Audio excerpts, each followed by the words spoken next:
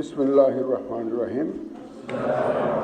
মাননীয় সদস্যবৃন্দ, এখন আপনাদেরকে সংবিধান সংস্কার পরিষদ সদস্য হিসাবে শপথ বাক্য পাঠ করানো হবে।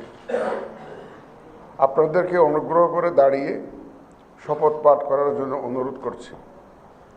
উল্লেখ্য যে আমি শব্দটি উচ্চারণের পর মাননীয় সংবিধান সংস্কার পরিষদ সদস্যগণ ডট চিহ্নিত স্থানে নিজের নাম পাঠ করবেন।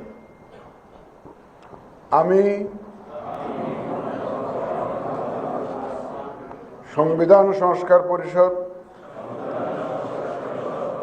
সদস্য হিসাবে সশ্রদ্ধ চিত্তে শপথ করিতেছি যে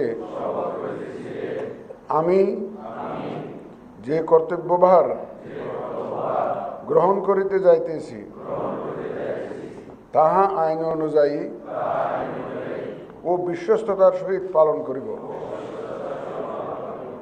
আমি বাংলাদেশের প্রতি অকৃত্রিম বিশ্বাস ও আনুগত্য পোষণ করিব এবং পরিষদ সদস্যরূপে আমার কর্তব্য পালনকে ব্যক্তিগত স্বার্থের দ্বারা প্রভাবিত হইতে দিব না। ধন্যবাদ।